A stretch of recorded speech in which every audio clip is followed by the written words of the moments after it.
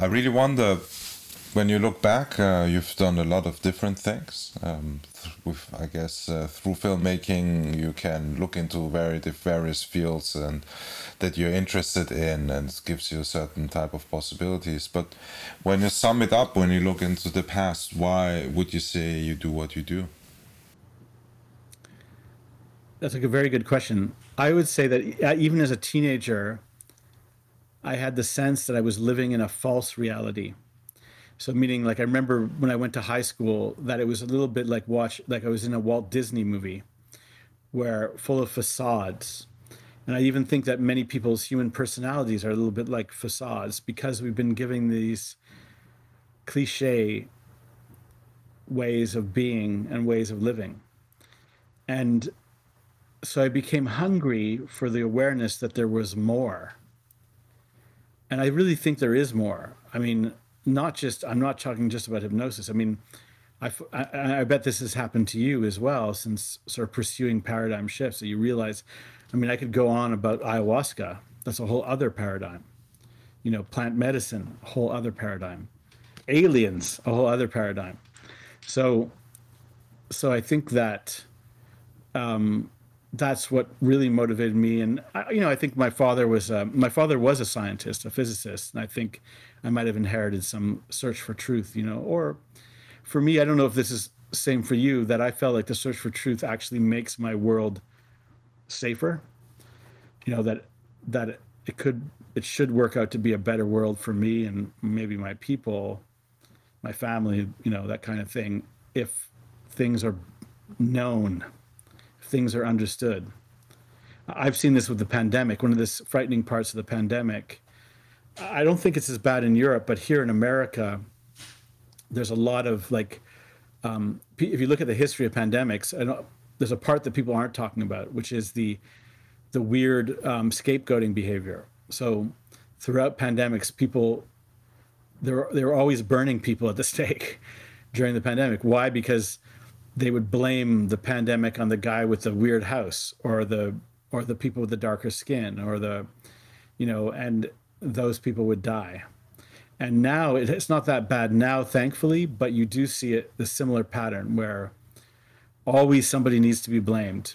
The people not wearing masks, the people that are old, the people that are young, somebody's always getting blamed.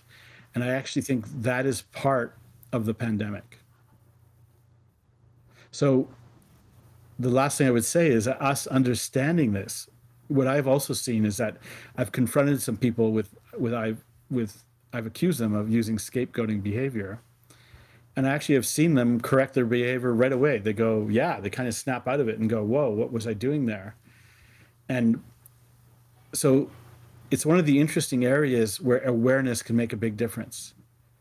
When you say to people, it's, Black people didn't cause the pandemic, they might go, you're right. I have to think about that. I should stop blaming it on somebody, So that's something, so knowledge really matters. So I'm glad we did this. So would you say it's, you mentioned it somewhere, but if you would sum it up, would it be like seeking for truth and showing at least a certain type of reality? That's another different type of reality. It's always hard to claim that you show their reality, of course, but an alternative perspective to reality. Is it maybe that? Yeah, and I think that my style has always been a very clear street reality. I was before I was anything like, I was a street performer, I was a street musician, and that gave me, like, for some reason that really showed me, like, I performed with every kind of drunken regular person.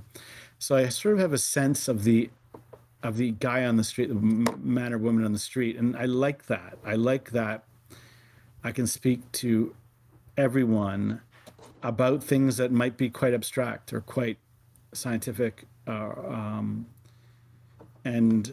I think the world needs right now, we have the knowledge for a better world. We have the knowledge to stop climate change. We have the knowledge to stop this pandemic. It's sort of like we have to use it. Definitely. So like when you go now into the future of your life and imagine yourself looking back to today, so what's the impact you would have liked to have had on humanity, imagining from your deathbed, for example, looking back, which impact you would have wanted to create? I have a pretty clear answer. I would want people to laugh, because I think laugh is this unjudgmental, shared human universal. And I would rather be people like, rather than people say that guy was really smart, I'd rather they say that guy really made me laugh. and and because I think it's a good way to be remembered. It's a good feeling. And